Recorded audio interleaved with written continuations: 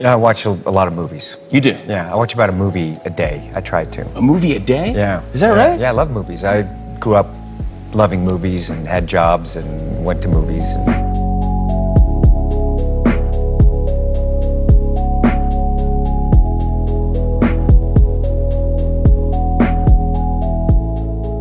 As a kid, I'd once heard about Tom Cruise saying that he watches a film every day.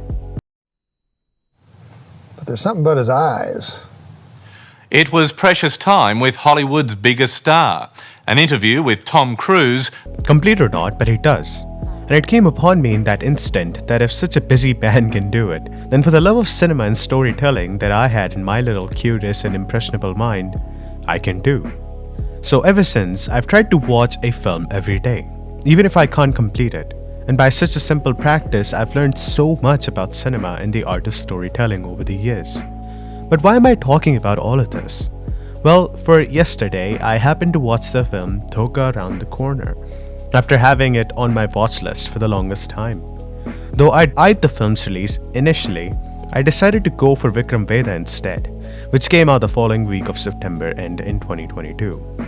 And after all this time, I watched the film yesterday, which to me was an okay thriller that should have been an excellent thriller but disappointed in many regards because of the way it is shot and paced. Because all the actors, in my opinion, did a flawless job. Still, without discounting anyone else, all of whom I thought were great, the one person from the entire film who stood out to me the most was Khushali Kumar.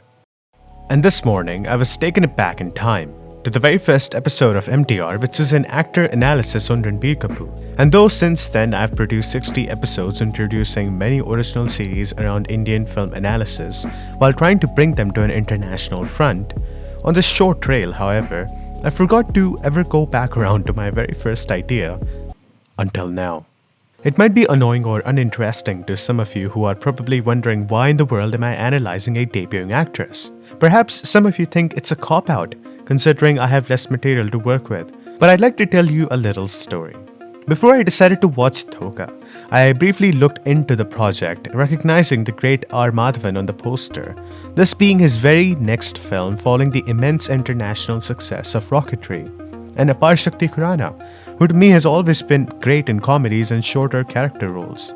And then I saw Khushali, thinking that she's perhaps just a debuting actress, but there's always a catch, isn't there? I looked into it more, only to find out that Khushali was actually part of the Kumars family who owned tseries, the largest YouTube channel in the world, and which is also one of the first music labels of India and a powerhouse film production amalgamate. This made me even more interested in the film beyond just the seemingly interesting story gathered from the movie's brilliant trailer, to see whether Khushali could deliver as an actress, or was this just a favored home project from the T-Series production house. Could this woman, debuting at an unusual age and time, and with such a bizarre film too, impress this good old chunk of coal? Well, having seen the film now, an easy dismissal of Khushali would be that she comes across as flat. And her acting is expressionless and bland, as is popular criticism of some famous actors like Margot Robbie, Karthik Aryan, and Ryan Gosling. But when you consider the context of Dhoka, where her character is supposed to have multiple personality disorder, things began to take a different turn. As Dhoka is the sole evidence of Khushali's acting skills, what is likable about her acting is the fact that it is subtle. साले, mood खराब कर दिया यार. And not in a negative connotation. Think about it. It doesn't take much to be an actress these days in popular Indian cinema. It's like we're going back in time where most female roles are being subjugated to stereotypes. Even the ones that are trying to break stereotypes are falling to the same practice. What's left of most of it is one coming on the screen and reacting to the things that the male characters are doing. It's insulting how little female roles are being given to do. Most of them are just to stand and make faces in the frame of the screen, or going off to a tropical island and dancing to a song no one will remember in a month, or to just add a shallow love angle to a film that perhaps would be better off without it. Only once in a while we're getting female-centric films that actually have something to say. But then those same actresses decidedly fall down the same route, doing these very shallow projects again, some of which are actually produced under the T-Series banner itself. So it is surprising to see that a 34-year-old woman is making her debut as an actress in this day and age. Khushali is past the phase of doing extended music videos and calling them films. In fact, she even did numerous music videos for several years before appearing in this motion picture. Upon a deeper research, you'll find that she's even held the role of a fashion designer, whose clothing has been worn by popular pop stars. Oh popular pop stars. Sorry for that. Okay, I'm a fashion designer. मेरे designs famous pop stars Shakira, Justin Bieber ने पहने हैं. Of course, right. ये तो मुझे पता है. And with such a huge backing like T-Series and the kind of films that this production house mostly produces, rom-coms, anybody's guess would be that Khushali would debut in a film like Shahzada or TJMM, both upcoming shallow rom-com projects of their T-Series banner. Yet the fact that she chose to go with a 2-hour long suspense thriller says a lot about the kind of choices she will make in the future. Khushali's acting is instinctive, and that her reactions as an actress are almost identical as to how a real person would react, instead of a scripted character. Living room में चाय का कोई cup नहीं है. You And the fact that some of her upcoming projects are with excellent actors like Pratik Gandhi, who did the fantastic Scam 1992 series, where she doesn't seem to be playing a high and mighty eccentric role, speaks volumes about the direction she's wanted to take her career in. After a long while, I've come across an actress who wants to do films for the sake of acting, for storytelling, instead of glorifying stardom and popularity. This is even evidenced by the kind of films she talks about in interviews. A film like Sairat, which is solely built upon performance and story, and not its stylized remake of 2016 under Dharma Productions. Which even a simple story like Sairat, it is story simple, good direction, good performance will always work. Not that I have anything against glamour or something. It's actually enjoyable.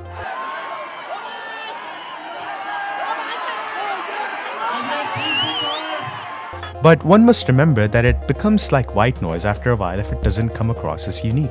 It's there, but it doesn't make an impact. Life has many ways in order to make you realize that.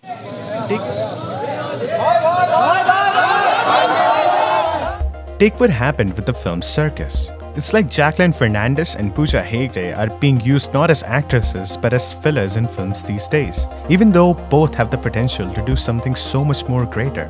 And the great irony here is that Circus was produced by T-Series. It's like a rebel in a monarchy.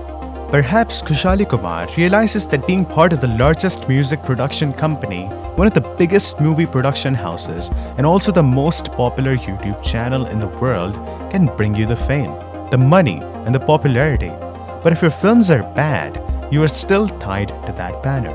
Maybe this is why she had her own channel for a while, which I discovered only amounted to 8,000 subscribers.